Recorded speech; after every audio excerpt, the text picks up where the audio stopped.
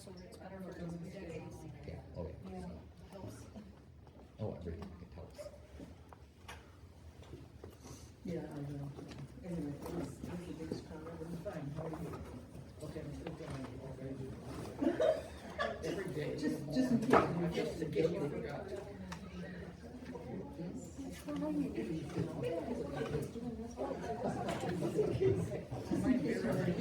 It's good. Bring it on.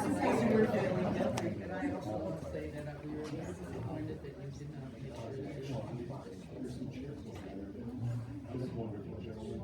Forget about me.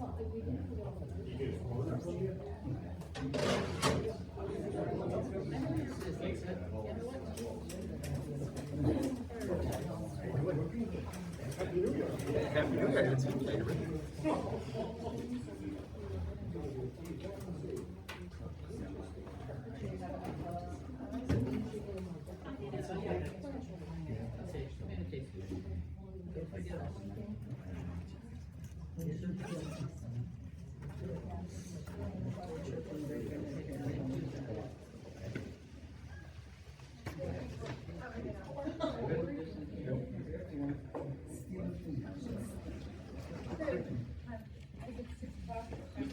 Alright, we're gonna call this, are you taking notes with me? Okay, we're gonna call this meeting to order at 6 p.m. Good evening, everyone. I'd like to welcome members of the community, fellow board members, and district leadership to tonight's Community and Sports Committee meeting. Thank you all for taking the time to join us. I do want to remind everyone that this is a meeting of the board committee and it's informational in nature only. As such, there'll be no public comments taken this evening. The information and discussion from tonight's meeting will be reported to the full board at our regular board meeting on January 26th. At that meeting, public comment will be welcomed and we encourage you to attend and share your input at that time. Thank you again for being here and your continued interest and support. And with that, I think we'll move over to the agenda.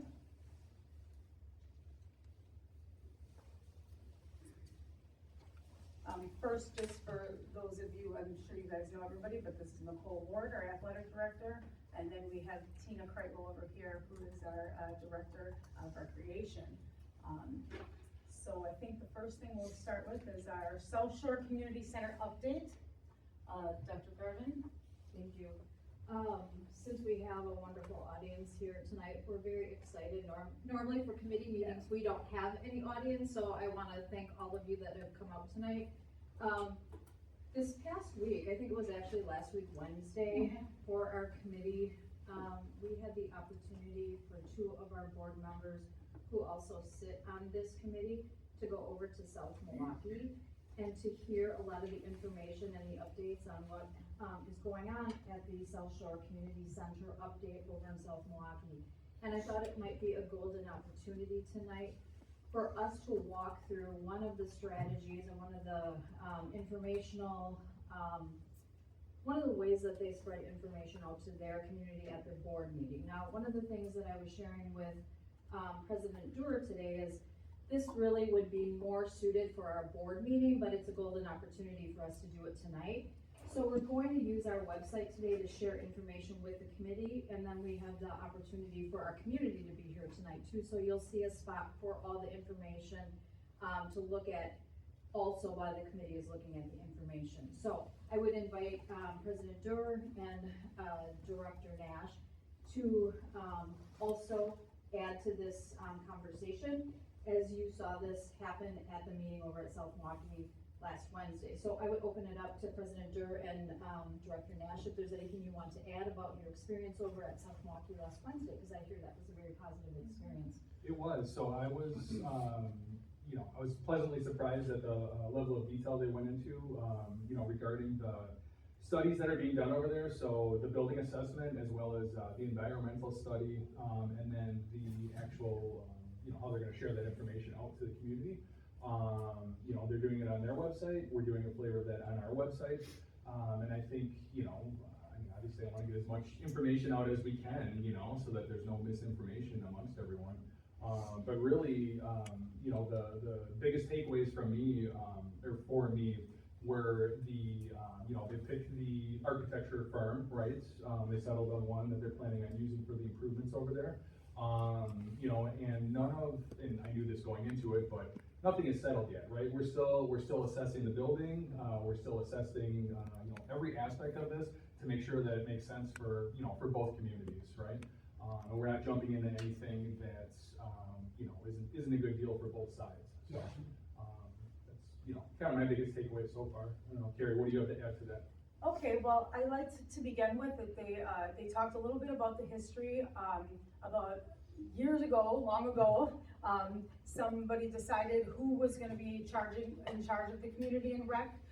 In some cities, it is their municipalities, in fact, I was just telling, Ms. Kreitlow, that in this whole South Shore, it is the school district that is the overseer of the community. I thought of the community fund, and it was very interesting. It was very helpful the way that they brought it out. Is it's a completely separate fund. Right. So you have your Fund 10, which is for students and for student learning, and then you have your Fund 80, which is a completely separate fund, and that is for community.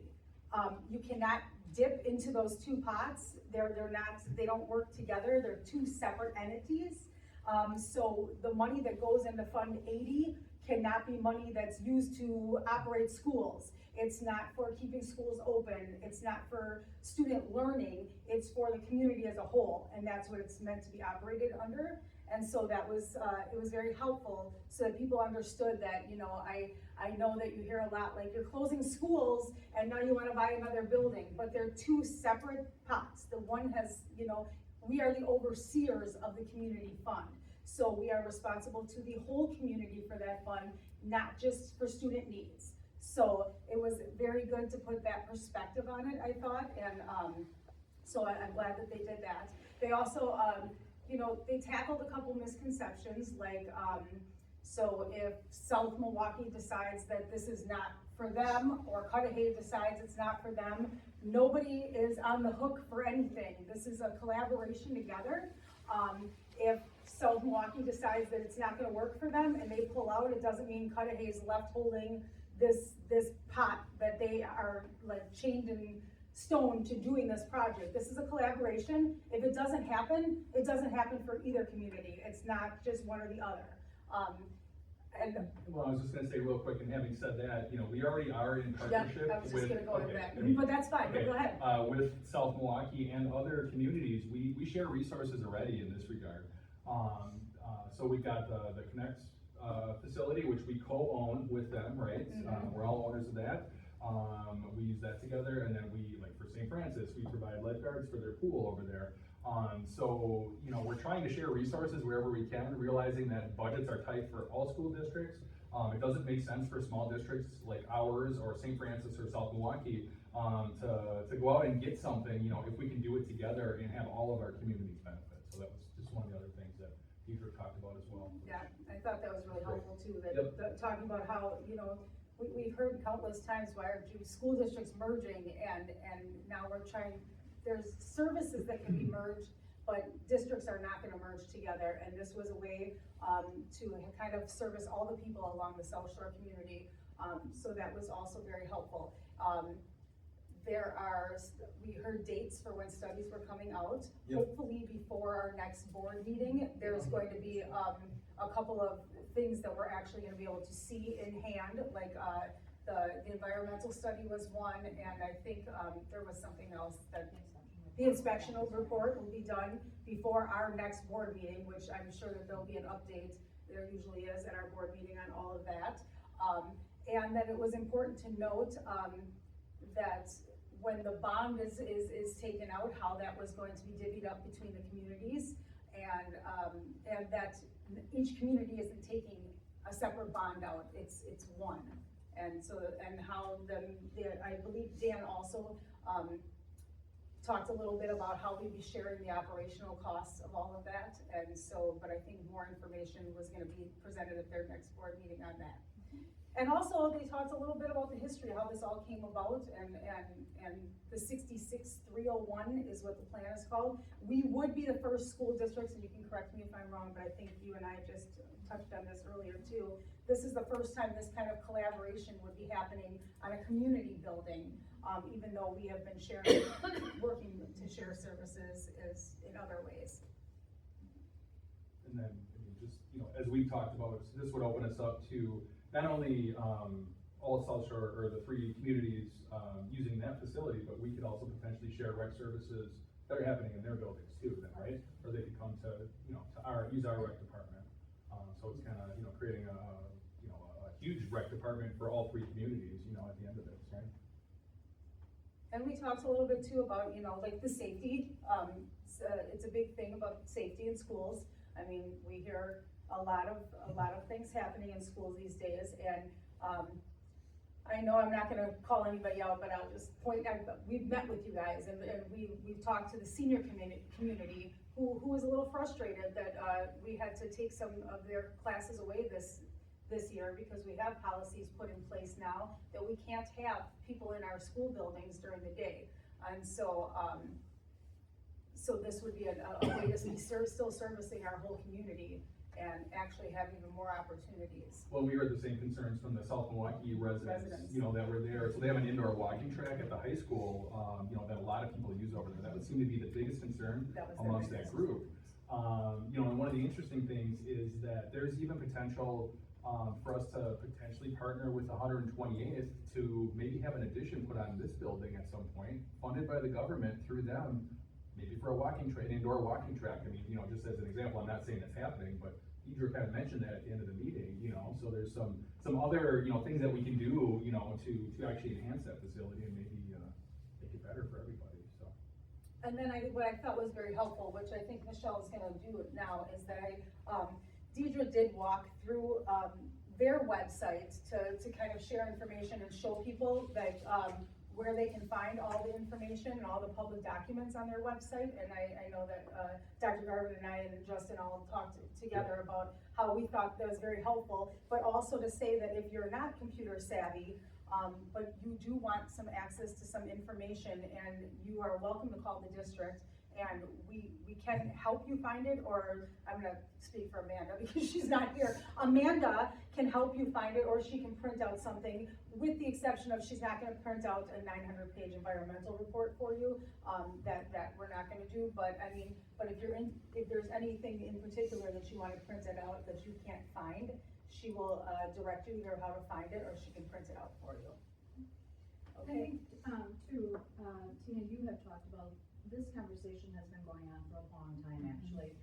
When I first approached you, I think it was a couple months ago, and I said this is something we've been talking about, and I don't know if you'd like to just briefly talk a little bit about that these conversations have actually been happening for years, and the idea of shared services have been happening for years. Yeah, that's exactly it. I mean, so over the years, all 3 of our communities, so I can say when I started here 12 years ago, and our student population was large enough where we could run our own sports leagues for, I'm just using one example, right? So our student population was significantly larger where we could run our own sports leagues with declining enrollment.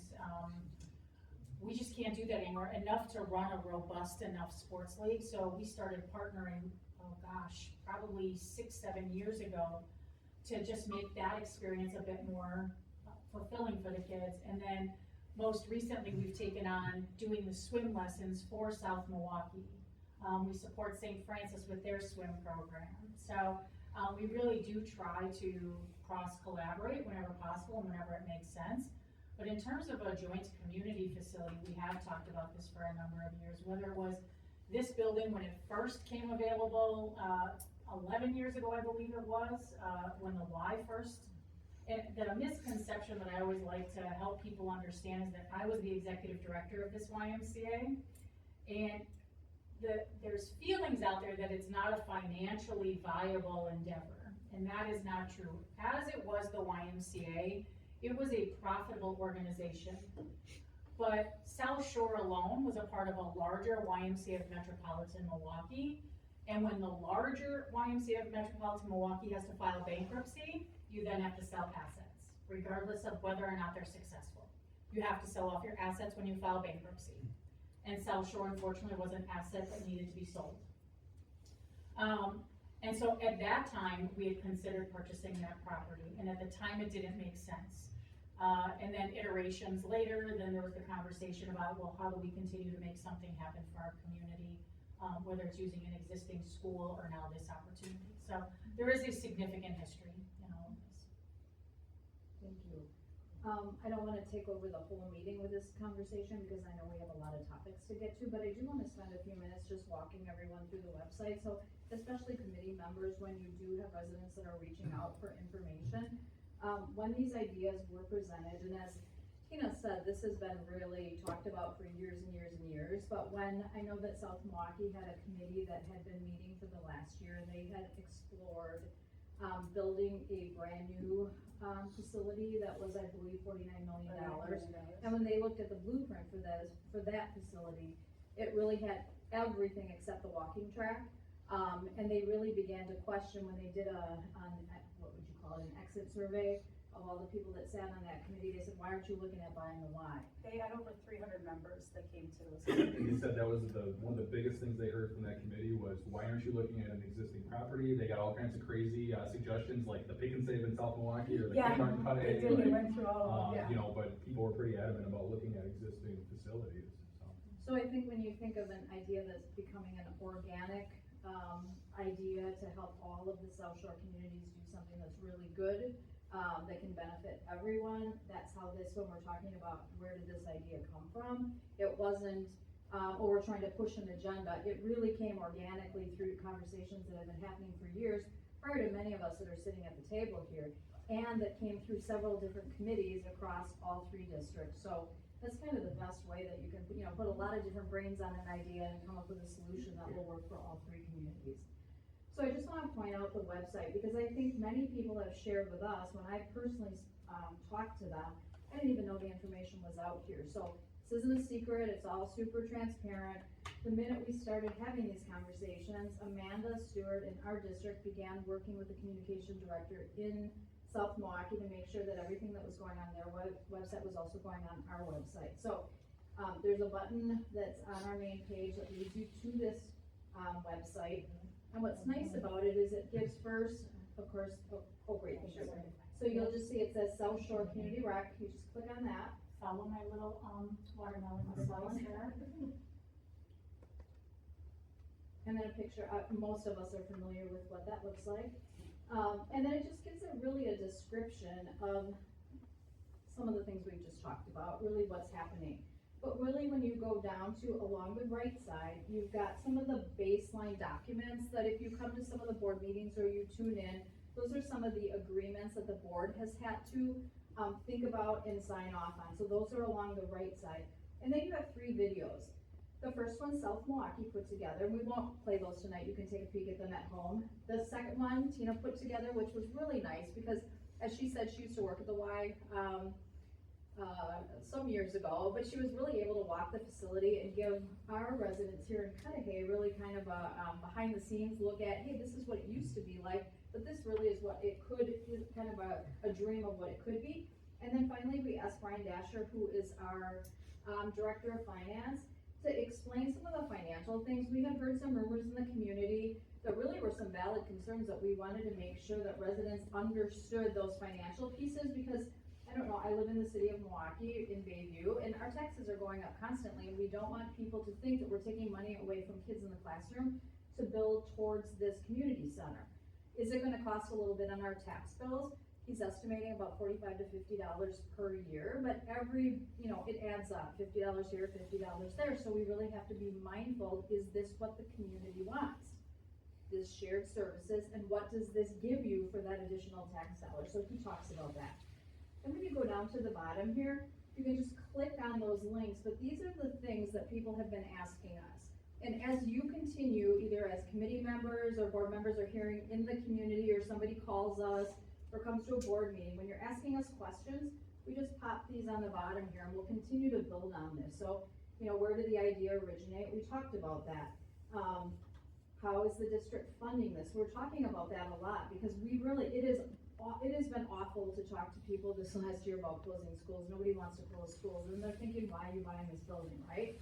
So anything you can do to get that message out, it explains that they both have nothing to do with each other, even though that's a hard concept to make people buy into. It's two completely different funding sources. The school district is responsible because years ago, community groups decided we are going to oversee this community fund. In other districts, like Greenfield, for example, Greenfield, their city manages their recreation department. So some other districts and some other communities handle that differently. But we'll continue to add to these areas as things progress. Carrie mentioned that we'll be getting these important documents in. So for example, when the inspection report comes back this week, it's really important. So if that inspection report, and those of you who have bought property know that sometimes that's a can of worms. So when we review that, and we don't take those things lightly. If the list is this big, and we know that from the original walkthroughs, and FSTU and as the architects that we've been working with, if they think this is not manageable and we can't bring this to the community in a way that we think is feasible, we're gonna walk away from this deal. These are all preliminary conversations right now. We can't bring something that we think isn't manageable for the community we live in. So all of these conversations, even though it's exciting to think about what we could offer, these are all preliminary conversations. So that's all I have to share unless anyone from the committee has a question, or Tina, or Carrie, or Justin have anything else to add to the conversation. And I think Deidre was very good. Deidre's the superintendent over in South Milwaukee. She was very good about saying, how did she phrase it each time she said it, like preliminary agreements, you know, to do this. So nothing is set in stone yet, and we've only agreed that we're gonna look into this at this point, basically, right?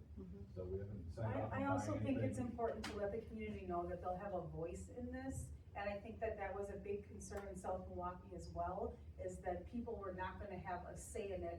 I think there's a little bit of a misconception that they kind of tried to squash. I know that there are people that are going for a petition for a referendum, but really, what she said is that we still have to bring this to the community. The community still has a say in this, so you don't need to have a petition to do that. The community is still going to have a say in this. We're not just going to do it under everybody's noses. There still will be a date where there'll be, it's a public hearing where people will be able to come and give their thoughts and opinions on it. It's not gonna be something that's just voted in like this little tiny classroom. And I think that that's what people have a misconception of. And it's just a preliminary hearing to explore purchasing that property, which we are doing, is exploring it. I have a quick question. What's the timeline for like all of these preliminary things? So like you mentioned like this week, you're doing back one of the agreements, or one of the analysis pieces. Is there like, hey, at the end of this school year, we're gonna have this thing kind of locked down, or is there a timeline? Yeah, I think it's very. Is there a question Yeah. of, is there a It's on there, timeline? yeah. Okay. So we signed a 90-day agreement with Homer for the preliminary agreement to purchase. Depending on how the reports come back, the environmental report came back 2 days ago. So we have that. We're waiting on the inspection report. We'll convene and see if we need to ask him for an extension of those 90 days. That would normally be anywhere from 30 to 90 days. But at the end of that period, we should have all of this resolved. And as Carrie mentioned, part of that will be a public hearing where the public can come, and both districts will be doing that. And so that's the time when the community can, but this will all be resolved one way or the other, and then we'll move forward by the end of the school year. Okay. Thank you. Okay, then, now I left the last part of my computer. And thank you for members controlling this. Thanks. Okay, so we're gonna move on to sports task force update. Tina, that's you. Yeah, we're gonna tag team this because, Carrie is on the committee as well. Let's present this.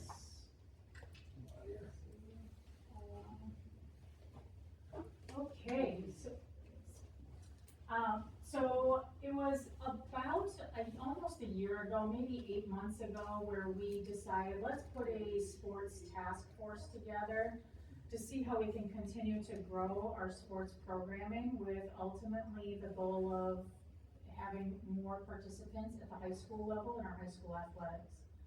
So we reached out to a number of community folks. We have coaches on the, let's see here, coaches on the committee, parents, parent volunteers, our sports program manager is there, I'm there, Carrie's on that one, Nicole's on that.